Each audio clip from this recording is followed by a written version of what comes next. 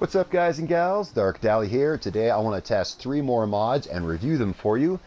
All kinds of cool things. We're going to be moving and scrapping power armor, guns that actually sound like guns, and we are going to be talking to Preston without getting Minutemen Quests. 3 very cool things that I've always wanted to have in the game, and they are now here included, and it is awesome. Alright guys, so, well, here we go. Okay, so first I want to talk about this one right here. It's called Reverb and Ambience Overhaul. And what it does, the first thing it mainly does is it adds 2 new sliders in your sound menu in the options. One for ambience and one for reverb. Now I had those both all the way up here for purposes of testing and so I can show you. But it allows you to adjust those variables. This description is really extensive. It does a lot of things. It really adjusts a lot of the ambient sounds in the game. Especially the sounds the weapons make, which, well, wouldn't be ambient sound, but it adjusts that. I haven't really noticed, to be honest, much of the difference in the ambient sounds, and that's probably a good thing. You know, that's the way I see it. If someone tweaks the ambient sounds to be more realistic and I don't notice it, then it's probably a good thing. And I have it all the way up. Now, the main cool part about this, let me make sure I'm not missing anything here, is the weapons and explosions sound, to me, a lot more realistic. Especially like right here, where you have a distant battle going on. It doesn't sound much different than it used to, but there is more echo and reverb to the weapons.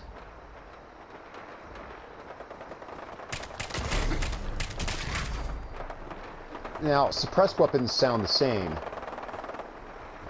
I, of course, brought plenty of weapons to, to test this out. Here, I have an unsuppressed handmade rifle. And you can hear that, I really like this. I really like the sound of the weapons. They echo more, they reverb, they sound... Where's that guy going? I'm over here, dude.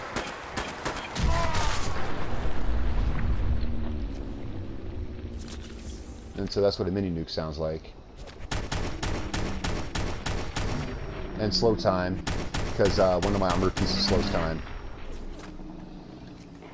I got to test out more than I thought I would here. But I really like the way things reverberate, the sound echoes. It said it fixed a lot with grenades and explosions. I don't hear a huge difference. Except when I'm in the distance, to be honest. Let me get out of this area here. And I'll show you some of the weapons I brought to test the sounds of. So, get the 44 Magnum. It might have a little more kick. This thing is beastly. The lever action rifle with this mod. It sounds more like, you know, a rifle like this would sound like.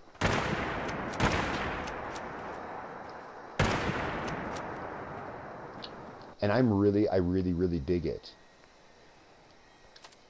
Laser rifle, just a little more bass and reverb, and it's the same thing with the radium rifle, because it has that same kind of energy sound to it. Now you can adjust these levels. You can turn the reverb, you know, up or down, same with the ambience as I mentioned. This combat rifle, this is actually December's Child. It fires 5.56 ammo, but it sounds like the same combat rifle sound to me. Again, you know, more reverb. And the spray and pray now actually sounds like a badass weapon.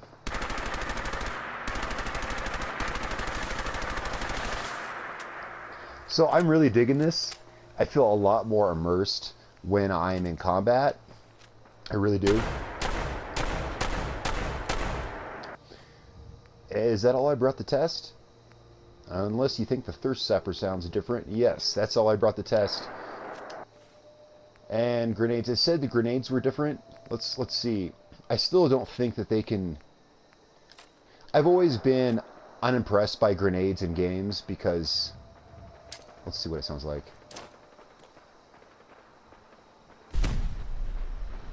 definitely more bass and reverb. If you ever heard a grenade in real life, they shake the goddamn ground from like a half a mile away. The things are deafening in real life, and you never ever get that in games and movies. Movies, yeah. Well, movies, it's always a huge fireball. Of course, you know, grenades don't actually make a humongous fireball, but not the point. The point is, this is a little better than it was.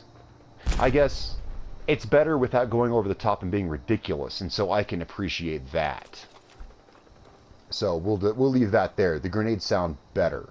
If it was as loud and, you know, deafening as it was in real life, it'd be a little, you know, ridiculous when you're hucking 20 grenades over a wall. There's a lot more bass to the explosions, and I really like that. I did bring a fat man. Advantages of my carry weight is that I can bring all these out here and test them. There's a lot more bass to the weapons, you know, and it's not something that's over the top. It's something I really like. So, guys, that's... Oh, big surprise. The Thirst Sapper sounds the same, guys. So, that's my impression of this mod, the Reverb and Ambience Overhaul. I really like it best for the weapon sounds. Distant gunfights really echo. I haven't noticed much of the ambient sounds in the game, like crickets and wind and water flowing and whatnot, and like I said, that's probably a good thing. So, well, shit, how can I not recommend this? It's badass. And now the next mod I want to look at is this one. This one is simple and awesome, and it's simply awesome. Limited Minutemen Quests. And all it does is it makes it so that Preston will only give you one quest at a time. Instead of, this says 3, although I swear I've had 4 at a time before. Now, that does not mean I approve of unsolicited Radiant quests just being handed to you, but 1 is better than 3. And it still does, you know, it still leaves some of that feel of the Minutemen thing where you're helping settlements, you know, if you like that. Hey, if you don't like the Minutemen quest, just send Preston, you know, away to a settlement you never go to, then you never have to deal with them at all. But anyway, all that aside, this is an awesome, it's a simple mod, it really can't not work. The thing is, I do a lot of stuff that's not questing. I do a lot of building and things like that. And I hate when I've got 3 or 4, I swear I've had 4, Minuteman quests in my damn log, which I didn't ask for, that are failing while I'm trying to build. In fact, if you guys have seen my videos, you've seen Minuteman quests fail on my screen while I'm trying to videotape a building that I'm doing. And it's just like, God damn it. Now, as you can see here, I got 1 Minuteman quest. And that's the only one I have. I'm not counting old guns. Yeah, I have 1 Minutemen Radiant quest on my quest log right now. And I'm standing by Preston, and lo and behold, excuse me, he's not giving me a quest. No, nothing. And that's really awesome, that I can actually stand here, because usually when I come to Sanctuary, I see Preston, and I run the other way, like, oh shit, no. He'll like start talking, and I'm just running away. I'm like, please, no, I've already got one. You know, and 1 is more than I can handle. And I could stand here and talk to him. He's not giving me any more. So that's really all you need to verify, is that this mod works. All this mod does is it takes 1 variable, you know, in the game and changes it from 3 to 1. So he can only give you 1 quest at a time.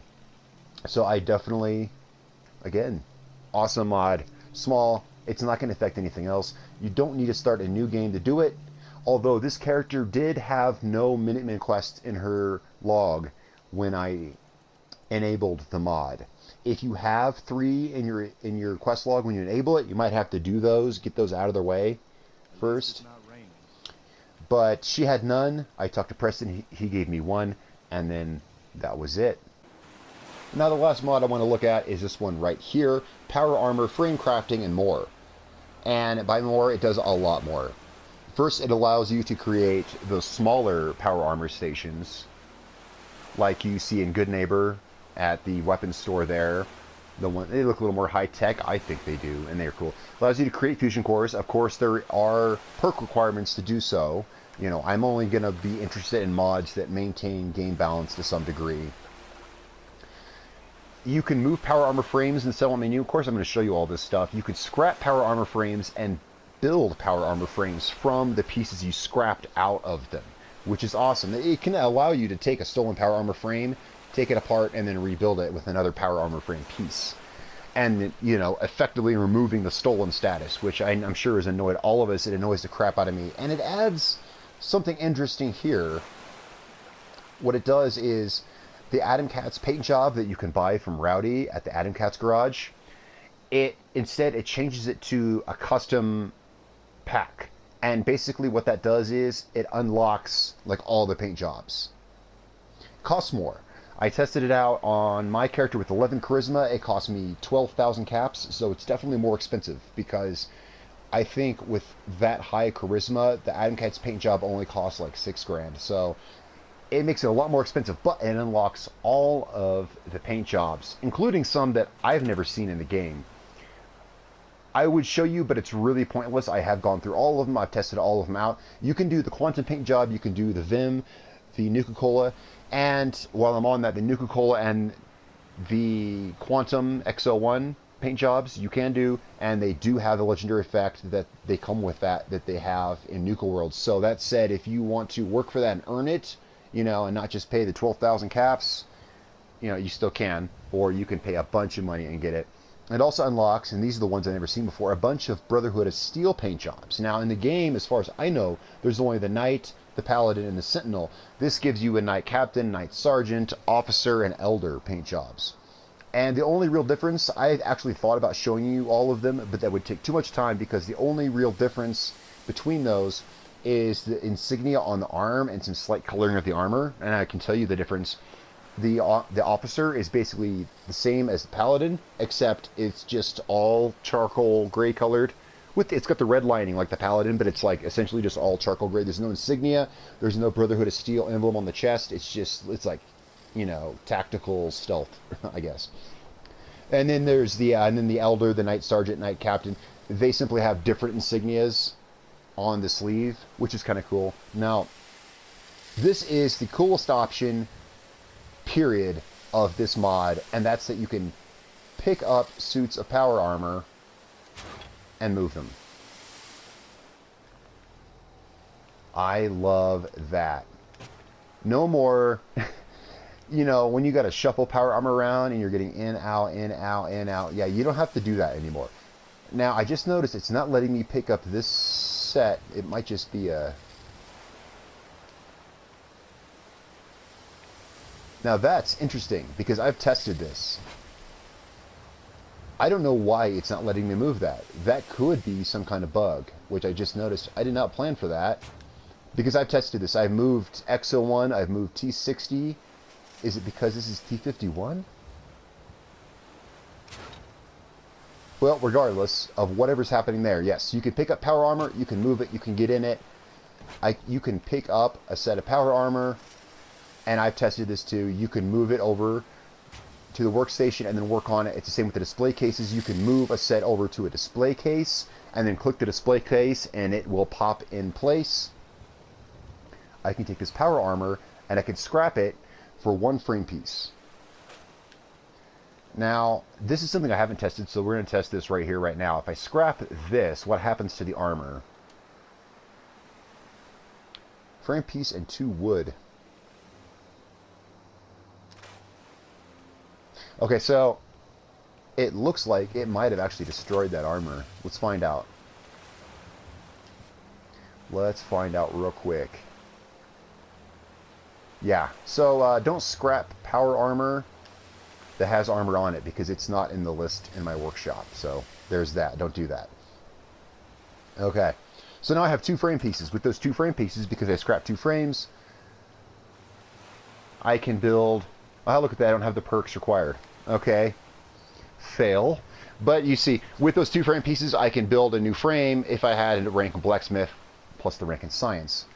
Now, as I mentioned, here is the new power armor station.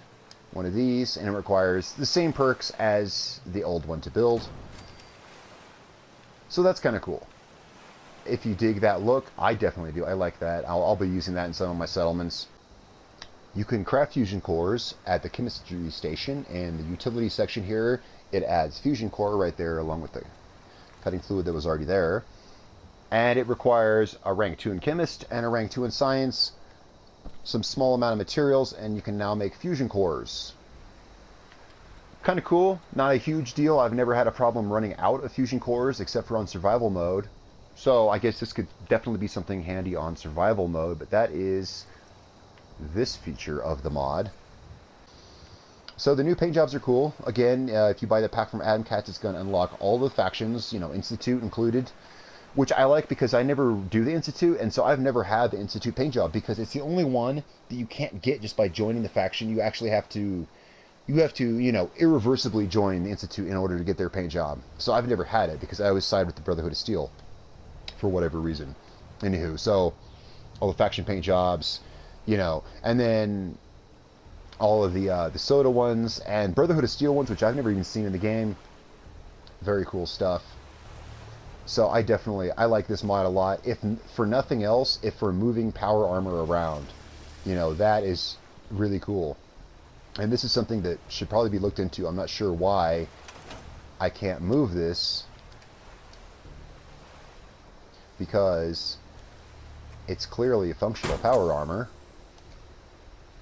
As long as we're here, let's test this out. And I'll wrap this up.